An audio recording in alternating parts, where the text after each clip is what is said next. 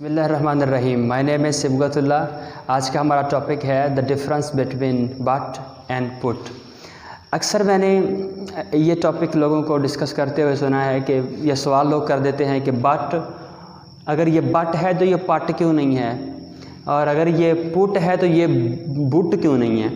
इसी तरह कट भी लफ्ज़ बट और कट फिर ये पुट। तो ये सवाल करते हैं कि ये इसमें क्या, ऐसा क्यों है, ये इसका तलफ़्फ़ुज़ ये है और इसका तलफ़्फ़ुज़ ये है, ऐसा क्यों है। तो इसका जवाब असल में चूँकि फाउंडेशन नहीं होती चीज़ों की, तो मैं आपको बताता हूँ जी आज इसमें फ़र्क क्या है।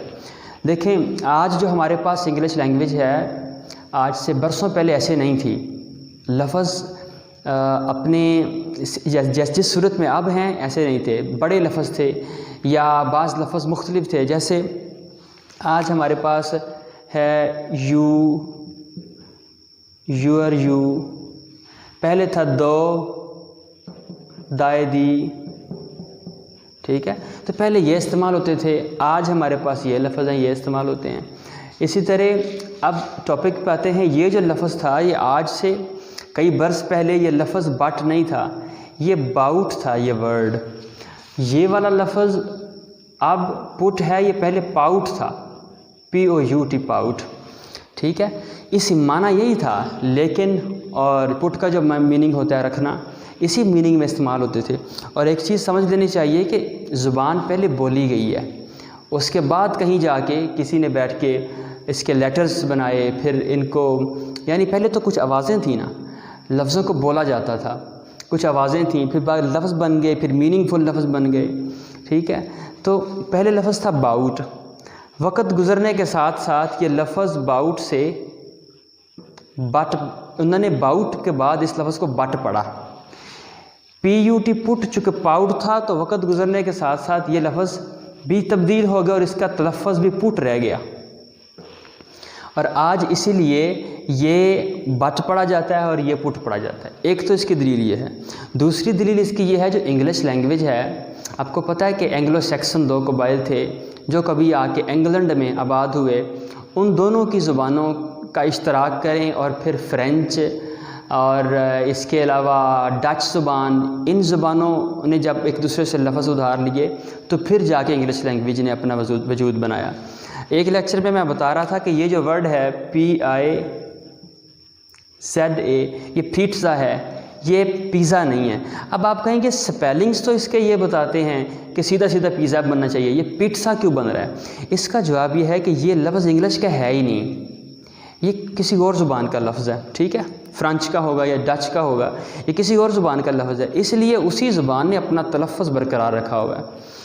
हमारी उर्दू ज़ुबान में आप देख लें, कुछ लफ्ज़ ऐसे हैं जो आज उर्दू ने अडॉप्ट किए हो लेकिन वो उर्दू के नहीं हैं, उनकी रूट पर्शियन होगी, उनकी रूट अरबिक होगी, तो वही तलफ़्फ़ुज़ रखते हैं, अरबिक वाला और पर्शियन वाला। इसी तरह इंग्लिश भी है कि अगरचे ये इंग्लिश में आज इस्तेमाल होते हैं, लेकिन इनकी रूट पीछे या तो फ्रेंच में होती है या डच में होती है, वही जो तलफ़्फ़ुज़ वहाँ पे होता है वही फिर आगे जाके इंग्लिश आप उसको अडॉप्ट कर लेती है, उसी तरह लफ्ज़ों को पढ़ा जाता है। ये जो बट और पुट हैं, ये भी पहले इंग्लिश के लफ्ज़ नहीं थे, ये फ्रेंच के थे, बट के इसके थे, डच के थे। उसके बाद इससे इंग्लिश लैंग्वेज, इंग्लिश ने इसे अडॉप्ट किया और फिर ये तब से ये बट पढ़ा जाता है और ये पुट पढ़ा जाता है। एक तो इसकी दलील ये है। दूसरे नंबर पे ये है कि अक्सर लोग परेशान हो जाते हैं और देखते हैं कि पता नहीं तरीक़ाकार क्या है लफ्ज़ों को पढ़ने का। देखें, लफ्ज़ वैसे ही पढ़े जाते हैं जैसे उसके अहले ज़ुबान उसे पढ़ते हैं। हमारी मातृभाषा उर्दू है, तो हम जो है, जैसे मुंतज़िर है वर्ड, मुंतज़िर और मुंतज़र है वर्ड, ठीक है। हम मुंतज़िर को मुंतज़र पढ़ते हैं, यानी आपको पता है फ़ाइल और मफ़ूल का फ़र्क है। मुंतज़िर अगर कहेंगे और फिर मुंतज़र कहेंगे, हम अगर अहले ज़ुबान इसको ये कहते हैं तो बाकी सारी ज़ुबानों वाले बाउंड हैं कि ये लफ्ज़ ऐसे ही पढ़ें, ठीक है। ये लफ्ज़ ज़रा देखें, ये लफ्ज़ देखें ज़रा। अब ये लफ्ज़ उर्दू में ये ख्वाब नहीं है, ख्वाब है। ये ख्वाब क्यों नहीं है, कोई जवाब नहीं दे सकता, ठीक है। हमारी ज़ुबान है, उर्दू ज़ुबान है, हम भी जवाब नहीं दे सकते। हाँ, एक कहेंगे असूल है जी कि जब वाओ और अलिफ़ आ जाए तो वाओ नहीं पढ़ा जाता। भाई क्यों नहीं पढ़ा जाता, इसका कोई जवाब नहीं दे सकता। फिर इसी तरह आप देखें, लफ्ज़ है ख्वाहिश। अब ये लफ्ज़ ख्वाहिश है, ख्वाहिश नहीं है। क्यों भाई, ये ख्वाहिश क्यों नहीं है? तो क्यों तो आधी लड़ाई होती है, क्यों इजहाफ ऑफ द क्वारल, तो ये भी ख्वाहिश ही है। सारी दुनिया और सारे लोग बाउंड हैं इसे ख्वाहिश पढ़ने के, वो ख्वाहिश नहीं कह सकते। अगर वो कहेंगे तो वो गलत है, चूँकि अहले ज़ुबान इसको ख्वाहिश पढ़ते हैं। इसी तरह आप ये देखें, ये लफ्ज़ है जी बस, तो इसके साथ वाय लगा दें तो बसी नहीं होना चाहिए, लेकिन ये बसी नहीं है, ये बिज़ी है। बिज़ी क्यों है? चूँकि अहले ज़ुबान ने इसे बिज़ी पढ़े, से बसी नहीं पढ़ा।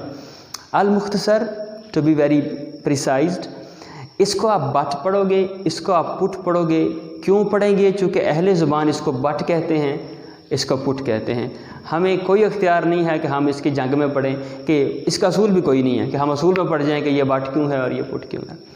ओके जी, thank you so very much. I think I have made it very clear to all of you.